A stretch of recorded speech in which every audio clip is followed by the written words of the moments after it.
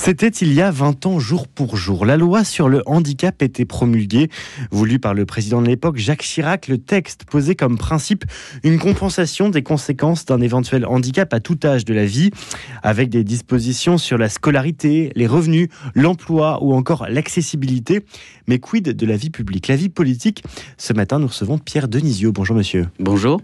Merci beaucoup d'avoir accepté notre invitation ce matin. Vous portez les séquelles d'une pseudo-achondroplasie, une forme de nanisme qui entraîne de sévères problèmes articulaires handicapants. Vous êtes aussi maire adjoint de Boulogne-Billancourt, conseiller régional en Ile-de-France, également neuropsychologue. Pierre Denisio, qu'est-ce que la loi de 2005 a changé pour vous dans votre quotidien ? La loi de 2005, elle a vraiment sorti le handicap uniquement du champ de la santé et du médico-social pour en faire un sujet sociétal, un sujet transversal pour que finalement dans tous les domaines, les collectivités aient le réflexe handicap. Voilà, de penser le handicap dans l'accès à l'emploi, dans l'accès à l'école, dans l'accès au sport, aux loisirs, à la culture. Et ça a été vraiment un vrai changement, une vraie avancée de cette loi qui perdure, je trouve. Et pour autant, le handicap reste la première cause de discrimination en France. En tout cas, c'est ce que dit la défenseure des droits. 20 ans après, est-ce que vous souffrez encore de discrimination ? Personnellement, oui, ça peut m'arriver, absolument, oui. Lorsqu'on est en situation de handicap et qu'on a des responsabilités publiques et politiques, il y a toujours cette question de la crédibilité. Voilà, est-ce que cette personne est crédible ? Pourquoi elle s'occupe du handicap alors qu'elle est elle-même en situation de handicap ? Est-ce que c'est pas un peu bizarre ? Il y a le regard des personnes qui ont tendance à ne pas vous accorder suffisamment de crédibilité. Moi, si je me déplace avec un stagiaire, avec un collaborateur, les personnes vont avoir tendance à s'adresser au stagiaire ou à mon collaborateur. Bien sûr. Oui. Alors même que vous êtes neuropsychologue, donc même à l'hôpital ou là où vous exercez en tout cas, vous devez avoir une reconnaissance totale et pour autant on s'adresse d'abord aux personnes qui ne sont pas handicapées. Je ne ressens pas de discrimination dans le cadre de mon travail. Je le ressens surtout dans la vie publique et dans la vie politique. Comment vous l'expliquez ? C'est une bonne question parce que la maladie, la différence, le handicap est quelque chose de beaucoup plus naturel à l'hôpital et finalement il y a aussi de nombreuses personnes en situation de handicap qui exercent dans le domaine de la santé. Les gens sont plus habitués. En politique, c'est beaucoup plus rare. Voilà, puisqu'on a une poignée d'élus en situation de handicap. Et donc, il y a ces a priori, ces représentations, ces mauvaises représentations, des personnes avec qui on peut échanger sur l'homme politique en situation de handicap. Cette loi dont on fête le 20e anniversaire, vous le disiez, a sorti le handicap du simple champ du médical. Que reste-t-il encore à faire? Il y a eu beaucoup de choses qui ont été faites, notamment sur l'accessibilité, sur la scolarité. À 7h10 sur notre antenne, nous étions en ligne avec une personne qui a réalisé un rapport sur le handicap qui disait qu'il y avait encore beaucoup à faire, notamment à l'école. Selon vous, Pierre Denisio, que reste-t-il encore à faire, peut-être en quelques champs, et puis après on pourra approfondir les différents points. Alors, ce qui a changé, c'est...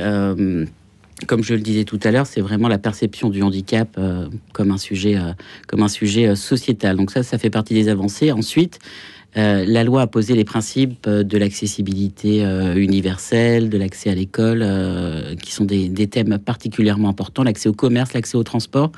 Là, il nous reste des chantiers extrêmement importants. On peut dire que l'effectivité des droits n'est pas encore au rendez-vous. Alors, pour différents facteurs, peut-être le regard des Français en général, également les difficultés pour les collectivités dans des contextes budgétaires très contraints de mettre en œuvre ce que nous demandait la loi. La loi a posé les bons principes, mais sans permettre aux collectivités de disposer des moyens pour la mettre en application. Donc les chantiers restent encore très nombreux et très importants. L'effectivité des droits n'est pas là. Par exemple, sur quel sujet ? Par exemple, sur la mise en accessibilité des bâtiments publics, par exemple. L'État est assez contradictoire, puisque la loi demande l'accessibilité des écoles, des théâtres, des piscines, et dans le même temps retire des moyens aux collectivités. On en a beaucoup parlé à l'occasion du budget de cette année, mais ça ne date pas d'aujourd'hui. Quand on enlève la taxe d'habitation à une commune, on lui retire des moyens pour mettre en accessibilité ses écoles. Dans une ville comme Boulogne-Billancourt, c'est 36 millions d'euros pour mettre en accessibilité l'ensemble des établissements scolaires. c'est compliqué quand on est dans la situation économique actuelle. Dans les transports, est-ce que ce que demande la loi a été appliqué ? Alors, le mouvement a été initié. Je connais bien le sujet des transports puisque je suis administrateur d'Île-de-France Mobilité. Il y a eu un vrai retard à l'allumage. Sur le réseau francilien, il y avait un réel retard sur l'accessibilité des transports. Sur la période 2016-2024, des moyens ont été mis. On a investi 2,4 milliards d'euros pour rattraper ce retard. On l'a rattrapé, mais l'ensemble du réseau n'est pas encore accessible. On a multiplié par 5 l'accessibilité des transports. Ce que vous appelez l'accessibilité, c'est quoi ? Ce sont les ascenseurs ? Ce sont notamment les ascenseurs, mais pas seulement. Et c'est peut-être aussi ça, une avancée de la loi de 2005, c'est de ne pas considérer le handicap que à travers les personnes qui sont en fauteuil roulant, mais de considérer l'ensemble des types de handicap. Ce qui est en fait une toute petite partie, ceux qui sont Absolument. en fauteuil roulant. Je pense qu'il faut aussi considérer le handicap mental, le handicap psychique, cognitif, sensoriel. Tous ces handicaps n'étaient insuffisamment pris en compte. Et la loi de 2005 a permis à l'ensemble des acteurs qui travaillent sur la question du handicap d'ouvrir vraiment leur vision de nos concitoyens qui ont des besoins spécifiques. Et donc dans les transports, les ascenseurs, mais pas que, qu'est-ce qu'il y a d'autre à faire pour les personnes en situation de handicap dans les transports ? C'est de permettre un maximum d'autonomie lorsqu'on prend un RER, c'est de poser des bandes podotactiles au sol, c'est des choses très concrètes, c'est de changer le matériel, c'est aussi, on n'y pense pas assez, mais la formation des personnes qui travaillent dans les transports. Bien souvent, il y a une méconnaissance des handicaps parmi les chauffeurs de bus, par exemple, qui sont de plus en plus formés, heureusement. Et voilà, il faut aussi investir dans l'humain. Que les personnes qui travaillent dans les transports n'aient pas peur de la différence, puissent savoir voilà, comment est-ce qu'on accueille une personne en situation de handicap, comment on l'accompagne au mieux. Ça, c'est très important dans les transports. Et puis, on a le sujet du métro pour tous. On a à Paris, qui concerne Paris, le réseau historique qui, sur plus de 300 stations, n'a à ce jour que 30 stations accessibles. Donc un travail... Il n'y a que 30 stations accessibles avec des... Sur le réseau historique, absolument. C'est pourquoi nous avons lancé à l'occasion des Jeux paralympiques avec Valérie Pécresse le projet Métro pour tous, c'est-à-dire pour rendre un maximum de stations accessibles, mais c'est 20 ans de travaux et 20 milliards d'euros. Ce qui coûte très cher. Oui, alors on a proposé 3 tiers, un tiers pour la région et Île-de-France Mobilité, un tiers pour l'État, un tiers pour Paris et les communes concernées. Et donc là, on est dans le tour de table pour se mettre d'accord sur ce sujet. Pierre Denisot, je le disais, vous êtes le porteur d'une forme de nanisme. Comment vous êtes-vous retrouvé vous-même en politique ? Parce qu'on peut considérer aussi qu'il y a une forme de discrimination à l'entrée dans la vie politique.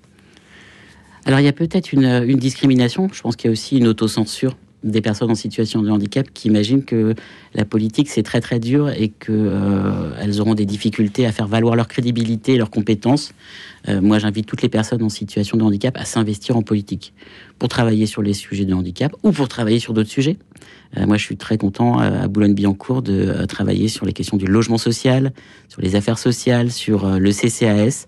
Oui, voilà, il faut s'investir en politique et ne pas avoir peur. Il n'y a pas de raison que vous soyez réduit au sujet du handicap. Non, alors moi je suis en charge du handicap à la région parce que c'est un choix. Je trouve que le handicap c'est la plus belle des délégations parce que justement par cet aspect transversal on touche à tous les domaines. On travaille sur le sport, sur la culture, sur les Jeux olympiques et paralympiques, sur les transports et c'est pourquoi je tiens à garder cette délégation à la mairie de Boulogne-Billancourt comme à la région, mais on peut s'investir sur d'autres sujets et je le fais notamment.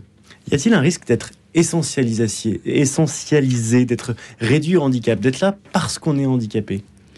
C'est à nous de démontrer qu'on apporte plus que la simple image dans la vitrine, sur le prospectus, sur la fiche de campagne, et qu'on apporte une vraie plus-value. Ça, c'est de notre responsabilité. Est-ce qu'il y a des films qui ont pu changer le regard sur le handicap ? Je pense à plusieurs films qui sont sortis ces dernières années, où on voit soit des personnes en situation de handicap, soit des personnes porteuses de handicap psychique. Est-ce que vous avez senti un changement de regard ? Alors, le changement de regard, oui, il est à l'œuvre, il est insuffisant. Moi, je trouve qu'il est insuffisant. Mais les Jeux paralympiques, les films des figures importantes, médiatiques, qui portent le sujet du handicap, peuvent faire évoluer les mentalités.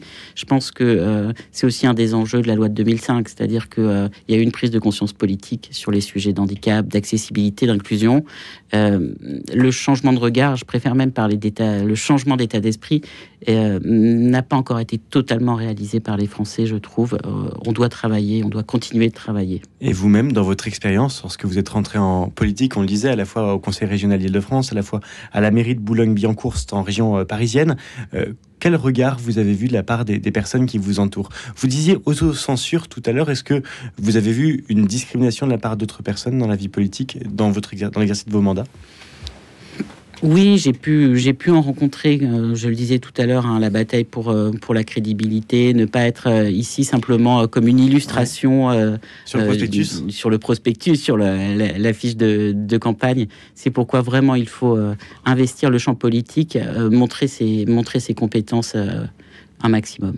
En 2022, on a vu à l'Assemblée nationale un député en fauteuil roulant, Sébastien Pétavy. C'était le premier, je crois, député en fauteuil roulant. Ça contribue, ça aussi, à changer le regard ? Oui, il y a besoin de figures, il y a besoin de symboles pour permettre aux personnes en situation de handicap de franchir le pas, de s'investir. On a besoin de précurseurs pour montrer que c'est possible.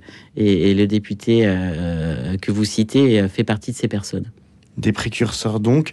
Je vais vous citer une encyclique de Benoît XVI, c'est Spe Salvi. La mesure de l'humanité se détermine essentiellement dans son rapport à la souffrance, à celui qui souffre. Une société qui ne réussit pas à accepter les souffrants est une société cruelle et inhumaine. Est-ce que dans la société, aujourd'hui, on a un pas à faire dans l'acceptation du handicap encore? Est-ce que collectivement, on a un pas, et quel pas? Ah oui, on a un pas très important. C'est une notion très très importante. Là, moi j'entends cette petite musique qui s'installe en ce moment à l'occasion de l'anniversaire de cette loi, qui tente à mettre les retards pris par la loi uniquement sur le dos des politiques. Alors le dos des politiques, il est déjà large, mais qui se stationne sur des places PMR? Qui est-ce qui refuse de voter dans un syndic la mise en place d'un ascenseur pour accéder à tous les étages?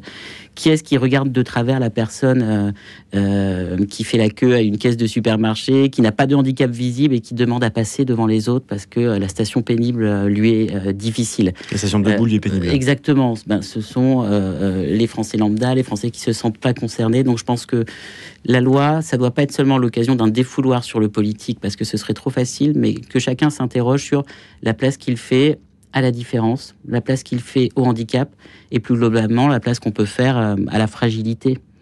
Pour moi, la fragilité, c'est le moteur de l'humanité. Si on a ce mouvement, ce regard particulier sur les personnes qui nous sont différentes, si on a ce mouvement de fraternité, de solidarité, alors on échappe à une société déshumanisée où c'est la loi du plus fort finalement qui règne. Et c'est en cela que on a encore beaucoup de travail à faire. Voilà. La fragilité est le moteur de la fraternité. Vous disiez, la fraternité est-elle un peu le chaînon manquant dans notre triptyque républicain? Liberté, égalité, fraternité. Vous parlez de fraternité. Quelle politique parle encore de fraternité aujourd'hui? En fait, c'est toute la promesse républicaine qui n'est pas au rendez-vous. Et c'est un élu qui le dit, là. Tout à fait. C'est pour ça que je me suis investi en politique, notamment. C'est la promesse républicaine. C'est la liberté. Il y a beaucoup de personnes en situation de handicap qui n'ont pas la liberté d'aller et venir, de choisir leur vie, de choisir là où elles vont vivre, de choisir quand elles vont sortir. L'égalité des droits n'est pas effective, on le disait en préambule au début de votre interview. Et puis la fraternité, voilà. Tout ce qui nous décentre de nous-mêmes pour aller vers les autres, oui, elle est manquante. Est-ce que c'est pas la fraternité qui peut faire le chaînon? Est-ce que le problème, c'est pas aussi que lorsqu'on voit une personne en fauteuil roulant, on ne va pas forcément vers elle pour savoir si elle a besoin d'aide? Est-ce que c'est pas aussi quand on a une personne aveugle qui cherche à avoir accès au transport en commun et qui n'y peut pas parce que ça n'est pas forcément bien adapté, on ne va pas forcément vers elle, on ne prend pas le temps aussi de l'accompagner? Est-ce qu'il n'y a pas un enjeu sur la fraternité pour pouvoir avoir la liberté, l'égalité? Il y a une peur et une méconnaissance de la part des personnes qui ne sont pas concernées directement par le handicap vis-à-vis des personnes en situation de handicap. Pour cultiver cette fraternité, il est très important de mettre vraiment l'accent sur la scolarisation pour tous. Voilà, pour moi, c'est la mère des batailles. Lorsque l'on a fait sa scolarité avec une personne en situation de handicap, alors non seulement les a priori sont tombés, mais on sait comment gérer, on n'a plus peur de cette différence. Et lorsqu'on sera adulte, lorsque ces enfants qui ont cohabité avec des gamins handicapés à côté d'eux en classe seront adultes, alors il n'y aura plus cette peur, il n'y aura plus cette gêne et les choses seront beaucoup plus naturelles. Alors même que la cour de récréation pour les personnes en situation de handicap peut sans doute être cruelle. Alors, elle peut être cruelle quand elle n'est pas accompagnée. Il y a des inclusions qui ne se passent pas très bien parce qu'elles ne sont pas assez accompagnées finalement. C'est pourquoi, pour moi, l'école, c'est vraiment la mère des batailles. Vous, entre votre vie politique, qui constitue une partie de votre emploi du temps, et votre activité professionnelle, celle de neuropsychologue, est-ce que vous voyez une différence justement dans le traitement, dans l'accompagnement dont vous parlez de votre handicap ? Alors, oui, je fais des ponts entre les deux. Et c'est d'ailleurs par mon travail que je suis venue à la politique.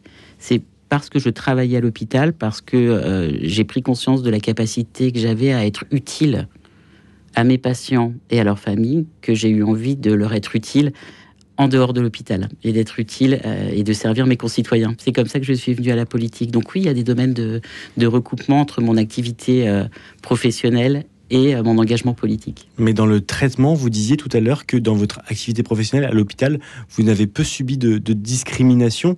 Est-ce que c'est aussi parce que par nature, l'hôpital est un lieu où l'on connaît la fragilité, où quelque part on l'apprivoise ? C'est exactement cela. Oui, il y a beaucoup moins de peur sur la différence. Les choses sont on regarde plus l'humain que la pathologie. En tout cas, j'ai la chance d'être dans une institution à la PHP où on place vraiment l'humain au cœur de nos préoccupations et ça permet, une vision beaucoup plus saine des personnes.